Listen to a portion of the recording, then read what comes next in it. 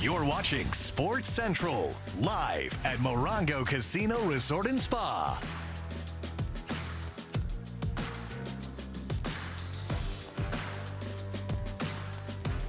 And welcome back to the March Madness postgame show, my friends. Like we said, welcome back. This is a great show that we have for you. We're joined now by Hall of Fame basketball photographer, the one, the only, Andrew Bernstein. Thank you for being here, partner. It's great to be here with both of you guys. Thank you so much. You know, you have done so much. I'm just wondering how you got started, because you capture all the great highlights, and and a lot of times you're the only one that does it. Well, I was very lucky, Jim. My dad saw that I had a little hankering for photography when I was 14. Bought me a camera. Of course, it was all manual and all that. Made a trip out to the western United States from Brooklyn, which to me was like going to outer space.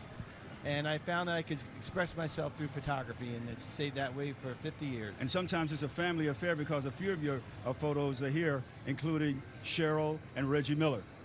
Well, how special it was for me to go out to shoot Cheryl after she had scored 100 points at Riverside Poly. I was sent out very early in my career by Women's Sports Magazine, pull up to the house in Riverside, and there's a young fella shooting hoops in the driveway. Cheryl answers the door, said, "Oh, did you say hi to my brother Reggie?" That's really amazing. That's really amazing, isn't it? That's a great story. Yeah, it's really cool. Okay. We've been friends for a long time. And they are quite the brothers. They support each other as well. Absolutely, and rival schools, the whole thing. So it's a pretty amazing relationship. Okay, let's talk about a coach, and Mike Krzyzewski. Let's talk about the photo you have of him and how you got to do that one. Well, Coach K and I go back to the Dream Team, actually. And he was an assistant coach. A lot of people don't realize that he was an assistant coach under Chuck Daly at the Dream Team. And, I was around the USA basketball team for a long time, and he became, of course, the head coach. I think this was, obviously, he was coaching college at this point. Don't really remember when I shot it, but it was in the file, so that's why we said it. Isn't it amazing? You can get some great shots and you don't remember where you got them? Yeah, right. That is, okay. Now, let's show you an awesome photo of former UCLA guard Pooh Richardson. How did you two come together? Well, I used to cover a lot of UCLA basketball when I was a young photographer, as well as USC. I loved Pooh's game. I loved how aggressive he was, but he was very, very photogenic. And I found this little, I don't know what it was. It was like an outdoor court with a busted fence. And I somehow got him to go over there after practice one day, and he loved it. And I think to this day he still loves that picture, because whenever I see him, he goes, "Remember when you made me do that?" I said, "I didn't make you do that. You wanted to do that." There's another UCLA guy right there. He knows a lot about that as well, don't you? Yeah, it's what, pictures are worth 1,000 words, right? Yes. And you capture moments in time. It's almost like you have your own kind of museum of sports through the decades of Los Angeles, especially. Well, I take a lot of pride in that, Earl. I've been shooting in L.A. now 45 years, and I've seen a lot. If you think about hockey, the whole Gretzky or Kings 2 Stanley Cups. I was the Dodgers team photographer in '88 when they won the World Series.